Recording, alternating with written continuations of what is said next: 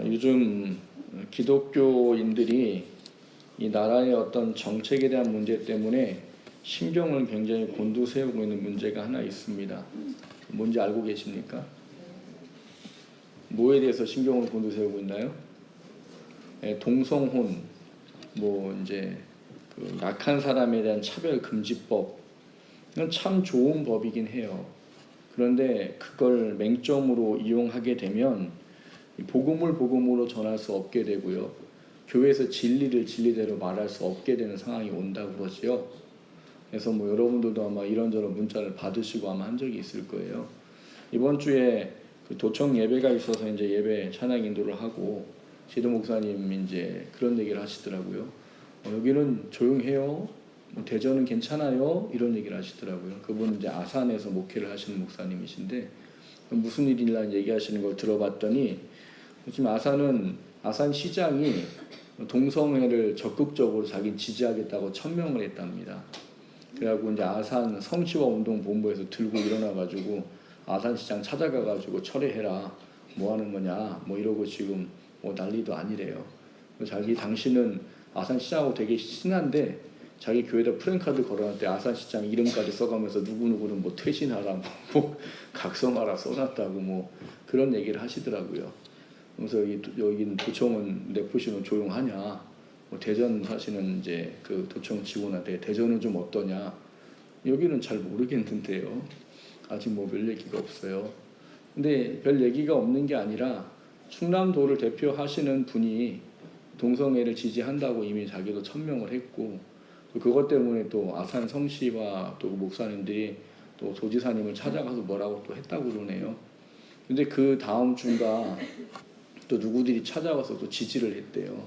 또 불교계, 천주교 또 사제들 또 몇몇 목사님들이 그 도지사님을 찾아가서 우리가 지원해 줄 테니까 당신 하고 싶은 거 하십시오. 이렇게 또 하고 갔다고 또 그런 걸 또 이렇게 사람들한테 이야기하셨다라고 그런 이야기를 하는 것을 전해 들었습니다. 사실 여러분 이 이야기는 우리가 분명히 크게 좀 생각해야 될 문제입니다. 그 사람들을 억압하고 차별하자에 대한 이야기가 아니고 하나님이 창조하신 원리대로 우리는 살아가야 될 책임을 갖고 있기 때문에 그렇습니다. 우리는 하나님의 자녀고 택함받은 자녀이기 때문에 우리가 살아야 할 삶에 원리가 있고 본질이 있는 거예요. 그 원리와 본질을 우리가 벗어나 버리면 우리는 하나님을 믿는다라고 하나님 앞에 이야기할 수가 없게 되는 거기 때문에 그렇습니다. 그래서 우리가 하나님께서 이 문제를 어떻게 하기를 원하시는가를 좀 돌아보는 것이 필요합니다. 그리고 그것을 우리가 깊이 좀 생각해 보고 우리가 이 문제에 대해서 경각심을 가져야 되는 이유는 우리가 하나님의 자녀이기 때문이에요. 구원받은 택함받은 자녀이기 때문에 이 부분에서 우리가 타협을 할 수는 없다는 겁니다. 예전에 청년 중에 하나가 그렇게 물어본 적이 있었어요. 성경 공부가 이런 어떤 이 동성애에 관한 거였는데 청년이 물어봤어요. 목사님, 우리 교회에 만약에 동성애자가 오시면 어떡하실 거예요? 그럼 어떻게 해야 될까요? 저기 써 있는 것처럼 신천지 아웃 이런 것처럼 동성애 아웃 그렇게 해야 돼요? 그랬어요. 일단 받아들인다. 왜? 그 사람을 바르게 가르쳐야 될 이유가 있고 목적이 있으니까. 그 사람에게 그게 왜 하나님 말씀에 합당하지 않은지를 가르친다. 그리고 기도한다. 근데 그럼에도 불구하고 그걸 돌이키지 않으려고 하고 회개하지 않으려고 한다면 그때는 출교시킨다. 그건 어쩔 수가 없는 거예요. 우리가 그 사람이 변하도록 하는 것은 우리의 책임이기 때문에 가르쳐야 되는 거 맞는 거거든요. 성경에서 그게 왜 합당하지 않은지를 가르치고 그것이 예수를 믿는 사람에게는 분명히 가능하지 않다라는 것을 가르쳐야 되는 거죠. 그거를 가르치고 함께 기도하는데 결코 회개하고 돌이키지 않으려고 한다면 그거는 교회 안에 이 말씀의 진리를 지키기 위해서는 내보낼 수밖에 없는 거예요. 그거는 우리가 분명히 하도록 성경에서 규정하고 있는 이야기입니다. 그러니까 우리가 예수를 믿고 살아가면서 어떤 삶을 살아야 하는 사람인지 내 삶에 대한 본질을 분명하게 기억하고 살아가는 것은 굉장히 중요한 문제입니다. 오늘 우리는 이 삼손을 하나님께서 태어나도록 하는 그의 비하인드 스토리를 통해서 하나님이 우리를 세우시고자 하는 것이 무엇인가, 하나님이 어떤 사람들을 찾으신다라는 것이 무엇이냐, 이런 이야기를 좀 함께 나누려고 합니다. 그리고 그걸 통해서 우리의 삶이 하나님 앞에 하나님이 찾으시는 그 사람이 되어질 수 있기를 주님의 이름으로 축원합니다. 그리고 나를 찾으시는 그 하나님의 부르심에 내 삶이 온전히 맞춰지게 될 때 거기서 누려지는 영적인 기쁨을 누리고 사는 저와 여러분 되시기를 주님의 이름으로 축원합니다. 첫 번째 나누려고 하는 것은 하나님을 찾으시는 사람이 뭐냐, 이런 이야기를 좀 함께 나누려고 합니다. 이 마커스라는 찬양팀이 지은 노래 중에 주를 위한 이곳에라는 찬양이 있어요. 거기 보면 이제 가사가 이렇게 되어 있습니다. 주를 위한 이곳에 예배하는 자들 중에 그가 찾는 이 없어 주님께서 슬퍼하시네. 주님이 찾으시는 그 한 사람, 그 예배자, 내가 그 사람 되길 간절히 주께 예배하네. 이런 찬양이 있어요. 그러니까 지금 우리가 다 지금 예배를 드리고 있잖아요. 근데 이 예배를 드리고 있는 과정에서도 말세가 되면 될수록 하나님이 정말 예배하는 사람을 찾으시더라는 거예요. 정말 하나님을 알고 하나님의 사랑을 구하며 하나님 앞에 온전히 세워지기를 하나님께 정말 받으시기 원하시는 예배를 드리고자 하는 그 사람을 찾으신다는 거예요. 이거를 성경에 있는 예수님의 이야기로 말씀을 드리면 뭐냐, 말세가 될수록 믿음을 보겠느냐라고 말합니다. 그게 무슨 얘기냐면 말세가 되면 될수록 믿음 가진 사람을 만날 수가 점점 없어진다, 이런 거예요. 그럼 믿음을 가진 자를 만난다는 말은 뭘까요? 온전한 믿음을 가지고 살겠다고 신앙적인 영적인 싸움을 하고 몸부림치는 사람을 하나님이 찾으신다라는 이야기고, 찾게 될 수밖에 없다라는 거예요.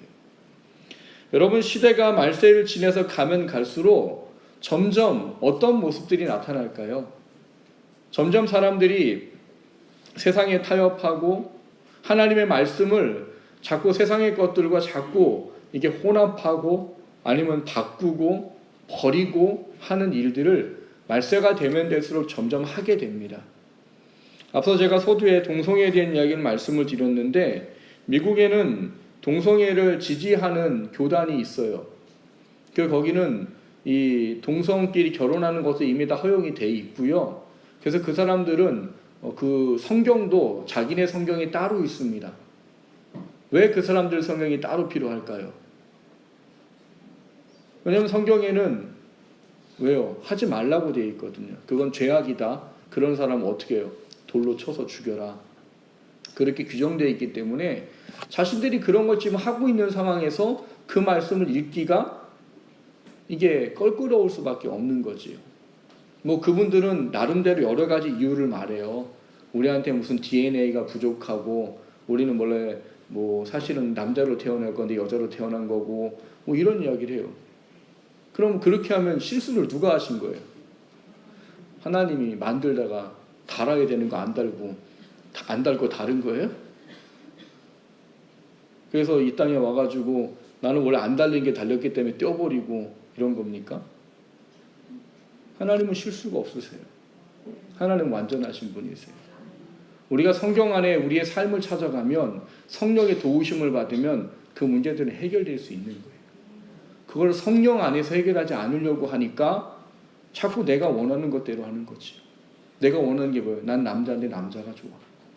난 여자인데 여자가 좋아. 이게 성령이 우리 안에 계셔서 말씀의 깨달아짐이 있으면 여러분 이건 자연히 해결되는 문제예요. 근데 그걸 해결하려고 하지 않기 때문에 우리는 우리의 육신의 욕심과 정욕에 자꾸 빼앗겨 가게 되는 거죠. 그래서 그분들은 성경에서 그걸 어떻게 했어요? 삭제해버렸어요. 동성애를 하나님께서 금지하고 그거를 돌로 쳐서 죽일 죄라는 그런 부분의 것들을 삭제해버리고 자기네 성경을 따로 만들었어요. 문제는 뭡니까? 하나님이 이거를 뭐라고 보시느냐가 문제인 거지. 과연 하나님이 쓰신 성경을 자신의 어떤 편의 때문에 성경을 이게 뜯어서 버린다든지 바꾸어버리면 과연 하나님은 이것을 뭐라고 여기실까 하는 거예요. 계시록에 보면은 뭐라고 말합니까? 내가 이 가르친 것 이외에 하나라도 더하거나 빼면 내가 생명책에서 지워버리리라 라고 말할 정도의 두려운 일인 거예요. 그러니까 우리가 하나님을 믿습니다, 예수님을 믿습니다 라고 말할 때는 거기에 가장 기본적인 핵심이 뭐냐? 당신이 말씀하신 것을 내가 그대로 받아들이며 살겠습니다 라는 문제인 거예요. 그리고 하나님은 그런 사람들을 원하시고 찾으신다라고 말하는 겁니다. 오늘 우리가 읽은 본문에 보면 또 이스라엘 백성은 1절에 기록하고 있듯이 여호와 목전 앞에 악을 행합니다. 악은 무슨 얘기겠어요? 또 우상을 섬기고 또 하나님을 버려버리고 다른 것을 찾고 하는 그런 상황에 처해버린 거지요. 그런 상황에 처해버린 그런 사람들을 또 하나님이 그냥 놔두시지 않으시는 거지요. 예를 들어서 또 가르치기 시작하십니다. 그래서 이번엔 누굴 쓰셨느냐? 40년 동안 블레셋 사람들의 손에 넘겨주셨다고 그래요. 그 40년을 블레셋한테 어려움을 겪고 살고 있는 거지요. 근데 그 와중에 하나님은 늘 회개하고 돌이키면 분명히 구원할 이 준비와 계획을 하고 계셔요. 하나님은 근데 참 재밌는 게 오늘 본문에는 이미 구원을 하려고 이 사람들이 회개할 것을 생각하시고 이미 준비를 하고 계셨더라라고 말합니다. 어떤 준비를 하고 계셨대요? 태어나지도 않은 아이를 하나님이 지명해서 사서로 아예 규명을 해버리시고, 그리고 오랫동안 임신을 하지 못한 그 여인한테 찾아가서 너가 아들을 낳을 것이다, 그렇게 스테고지라고 하는 임신할 것을 얘기해 주신 거지요.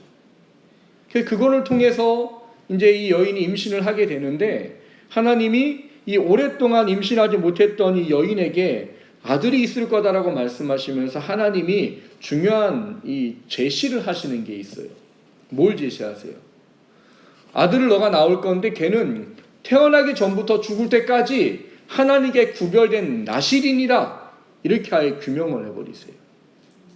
이 나실인이라는 말은 성별되다, 구별되다라는 동사에서 온 단어예요. 그래서 이 나실인이라는 나자르라고 하는 히브리 원어는 결국 선별된 자, 구별된 자, 이런 의미를 가지고 있는 거예요. 그래서 여기 선별된 자, 구별된 자 의미는 민수기서에 보면 하나님이 그것이 무엇인지에 대한 부분들을 기록을 해 놓으셨습니다. 민수기 6장 2절에서 21절까지 보시면 이 서원하는 자, 자기를 하나님 앞에 기간을 두고 이때는 오직 다른 거 안 하고 하나님께만 온전히 집중하는 삶을 살겠습니다 라고 헌신하고 서원된 자들을 나실인이라는 이름으로 주시고 그 사람들에게 규례를 주셨어요. 너가 이 날짜를 정하고 이 나실인으로 살기 원하면 이 세 가지를 꼭 지켜라 라고 말해요.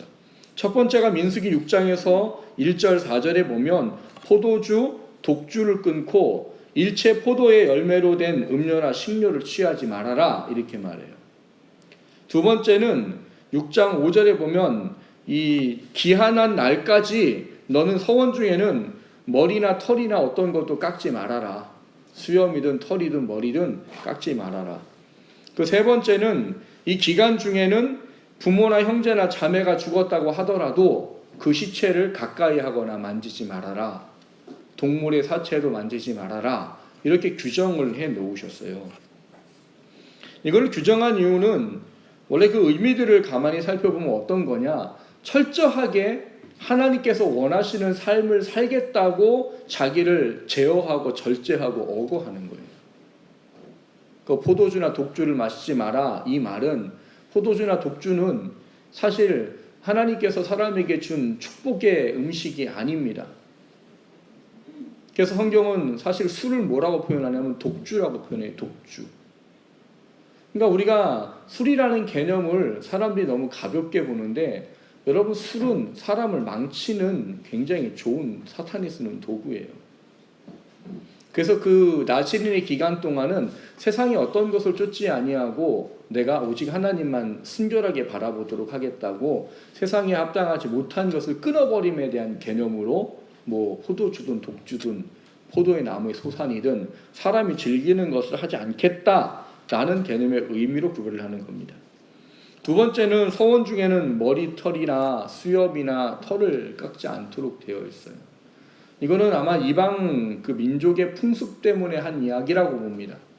왜냐하면 이 사람들이 뭐 점을 치거나 뭐 할 때 뭐 여기 눈썹을 이렇게 뭐 깎고 뭐 수염을 어떻게 하고 머리를 뭐 어떻게 하고 이런 것들이 고대 근동에는 있었어요.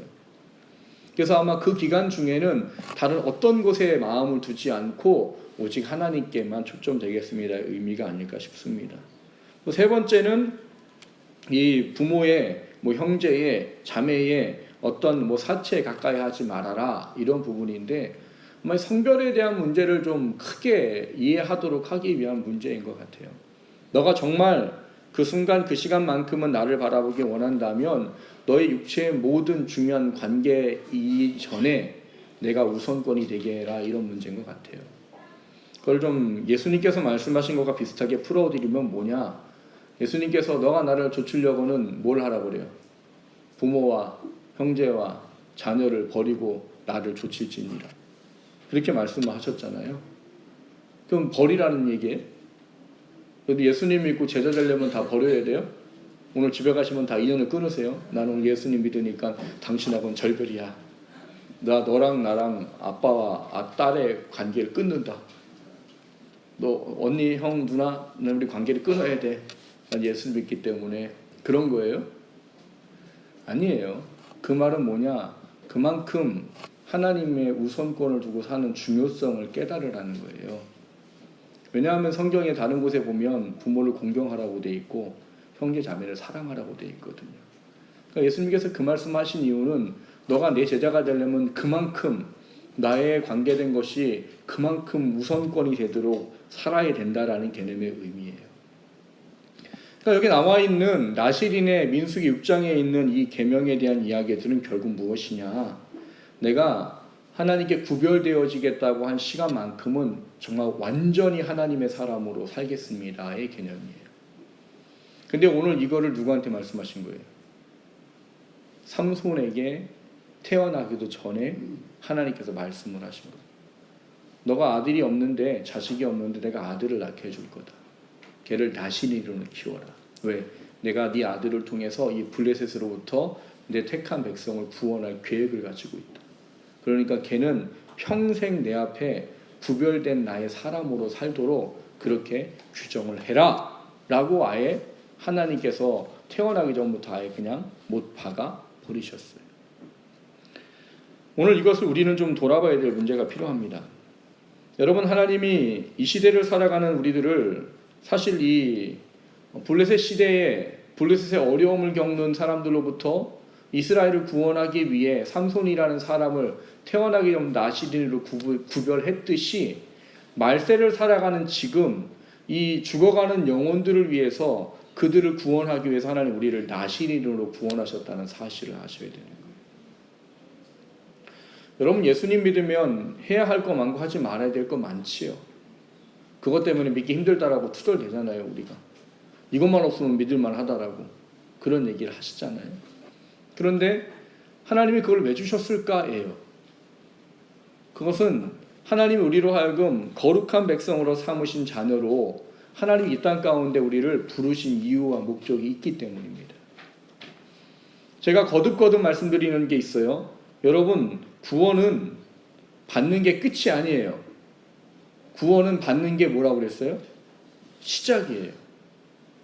구원은 우리가 예수님 믿고 구원받고 교회 다니면서 세례받고 그러면 야, 나 구원받았으니까 이제 천국 가는구나, 이제 됐다가 아니고 하나님이 나를 구원하셔서 하나님의 자녀로 삼아주시고 세례받고 하나님의 사람으로 살아가는 시작이 구원이에요.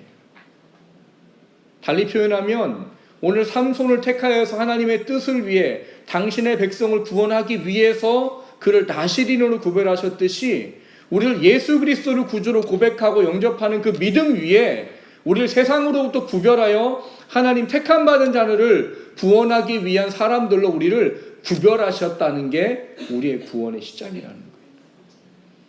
근데 너무나 많은 사람들이 이거를 주의 깊게 바라보지 않고 생각하지 않고 사는 거죠.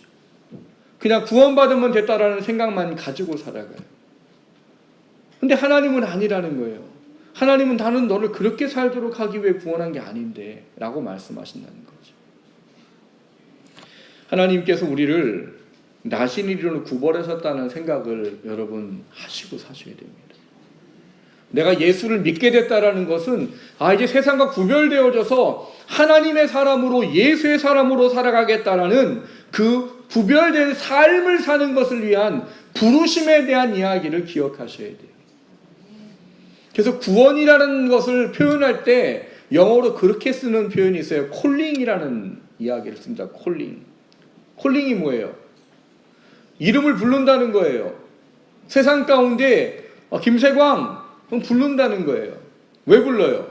그냥 구원 받아라 이게 아니고 하나님께서 우리를 위해 이루실 그 뜻을 이루도록 하는 존재로 우리를 부르심에 대한 개념의 의미를 갖고 있는 거예요. 그래서 그 부르심을 깨닫는 사람이 하나님의 뜻을 온전히 이루어가는 삶을 살아가게 되는 개념의 의미를 이야기하는 겁니다. 그게 여러분 우리를 구원하시기 위해 예수님이 십자가에 죽으신 이유요, 우리가 구원받은 이유예요. 많은 사람들이 구원한 이유를 몰라요. 구원받는 게 목적이긴 하지요. 근데 그것이 끝이라고 생각하고 구원하신 이유에 대한 생각은 하지 않아요. 그러나 여러분 신약성경을 좀 자세히 보십시오. 하나님 구원한 이유가 있다고 말씀하세요. 더 이상 우리가 육을 위해 살지 않도록 하게 우리를 구원하셨다고 말해요. 더 이상 너가 너 자신을 위해 사는 게 아니라 예수 그리스도를 위해 하나님을 위해 살도록 하게 부르셨다라고 명확하게 이야기를 하고 계세요. 그리고 하나님 오늘도 그거를 깨달은 사람들을 통해 하나님의 일을 하기를 원하십니다. 사랑하는 성도 여러분, 삼손을 왜 구별하셨습니까? 블레셋으로부터 이스라엘을 구원하기 위해서 그를 구별하셨어요. 왜? 구별한 사람이어야 그 하나님의 일을 감당할 수 있기 때문이에요. 결국 여러분도 아시겠지만 삼손은 구별한 것을 결국 철회를 해버리는 것 때문에 결국 어려움을 겪습니다. 가지 않아도 되는 감옥에 가고 뽑히지 않아도 되는 눈을 뽑히게 되고 결국 맷돌을 돌리고 어려운 일을 해요. 근데 그 중에 삼손은 깨달은 거죠. 내가 뭘 잘못했는지. 그래서 결국 그를 통해 많은 블레셋 사람들을 죽이시는 일을 그의 죽음과 함께 행하게 하십니다. 근데 그런 좀 조심스러운 생각을 해봐요. 만약 하나님이 삼손이 나시린으로 끝까지 살았다면 그도 사무엘처럼 그렇게 사역하지 않았을까?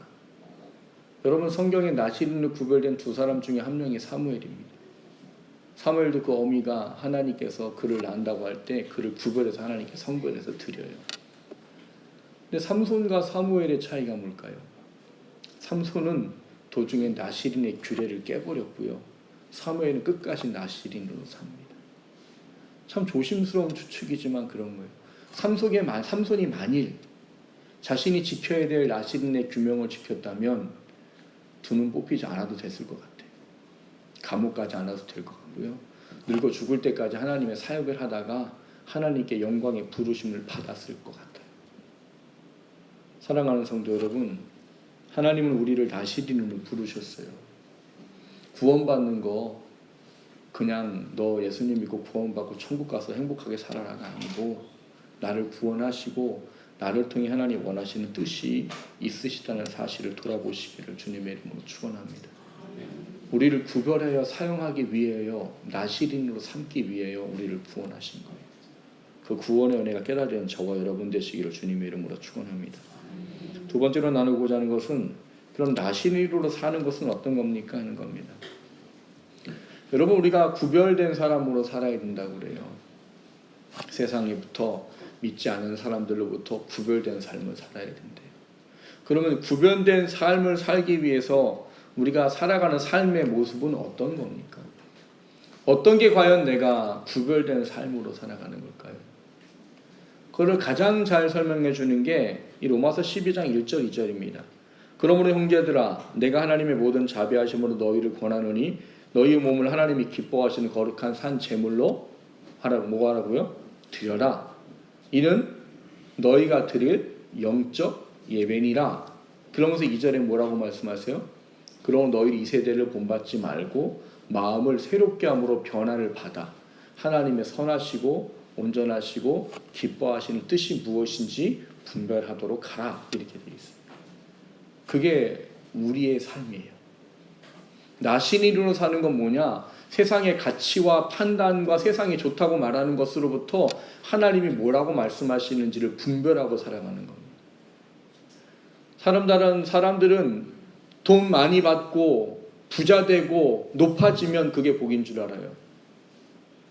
근데 그게 복이 아닌 저주가 되는 사람이 훨씬 많습니다. 돈이 있어서 하나님 찾지 못하고요. 자기 능력이 있어서 하나님 찾지 않고요. 그리고 자기 높아가지고 자기 권세와 권력을 가지고 하나님이 원하지 않는 반대되는 것을 하는 사람들이 많아요. 그건 복이 아니에요. 그건 저주지요. 예수를 믿고 영의 사람으로 살아가는 건 그건 복이 아니에요. 근데 사람들은 그걸 복이라고 말하고 싶은 거지요. 돈이 많으면 복이요, 잘 되면 복이요, 높아지면 복이요, 유명하면 복이요, 능력이 많으면 복이요. 그러나 여러분, 그것이 정말 복이 되려면 많은 대가를 치러야 됩니다. 그게 로마서 12장 1절 2절의 말씀이에요. 그리고 나시린으로 살아가는 우리의 삶의 모습입니다. 그래서 하나님은 우리가 말세를 살아가면서 우리가 이 말세를 살아가는 시대에 나시린으로 살도록 하기 위해서 중요한 교훈을 디모데후서 3장에서 전해주고 계십니다. 제가 디모데후서 3장을 굉장히 많이 말씀드렸을 거예요. 그 디모데후서 3장의 1절부터 5절까지 말씀을 쭉 보면 거기에 나와 있는 이야기들을 보면 고통당하는 때가 온다고 하는데 고통당하는 때의 이야기가 아니에요. 왜? 돈을 사랑하고 자기를 사랑하고 원통함을 풀지 아니하고 교만하고 자고하고 부모를 공경하지 아니하고 쾌락 사랑하기를 하나님보다 더 사랑하고, 그게 말세의 어떤 현상이랍니다. 근데 그거를 하나님은 그게 고통당하는 거다라고 말씀하세요. 근데 사람들이 그거를 고통당하는 것으로 여기는 게 아니라 이게 진리구나라고 생각하고 살아가는 거지요. 근데 그것에 예수 믿는 사람들도 거기에 초점이 맞춰져서 그게 진리인 줄 알고 살아가는 경우들이 적지 않다는 거예요. 그래서 높아지면 복 받은 줄 아는 거예요. 돈이 많으면 복 받은 줄 알아요. 근데 여러분, 높아지고 돈 많으면 여러분 생각해야 될 것도 많고요, 지켜야 할 것도 많고요, 하나님의 뜻대로 살아야 할 것도 많아요. 주시면 주신 것에 대한 하나님의 뜻을 이루기 위해 더 많은 걸 해야 되는 겁니다. 그래서 사실은 그게 안 되면 없는 게 좋은 거예요, 여러분. 부자가 되면 좋으실 것 같죠? 나중에 하나님 물으신다니까요. 나는 널 이런 것 때문에 부자 되게 했는데 넌 뭘 하다 왔니? 하나님, 저는 하나님이 주신 거 가지고요, 비싼 자동차 잘 몰고 다녔고요, 좋은 백 사고 다녔고요, 엄청나게 맛있는 거 잘 먹고 다녔고요, 전 세계를 돌아다니면서 엄청나게 잘 누리고 살다 왔어요. 그럼 하나님은 아이고, 너 참 잘 썼구나, 야. 네 인생 참 잘 살았다, 야. 그래, 어서 와라. 이러시지 않는단 말이에요. 나는 너를 그거를 내 나라와 내 뜻을 위해 너한테 줬는데 너는 내가 원하는 것은 하나도 하지 않고 왔구나. 나중에 그 이야기를 들어야 된단 말이에요. 여러분, 잘 되는 거 좋아하시는 건 좋은데 잘 되면 거기 책임이 있다는 걸 아셔야 돼요. 하나님의 뜻이 있다는 걸 아셔야 돼요. 그거를 몰라서 지난주에 설명드렸듯이 높은 자리에 가가지고 엉뚱한 짓 해가지고 지금 엉뚱하게 지금 사람들한테 욕먹고 있는 사람이 있잖아요. 하나님은 택한 자녀들이 부르심에 합당한 삶을 살기 원하십니다. 그걸 위해서 우리를 구원하셨단 말이에요.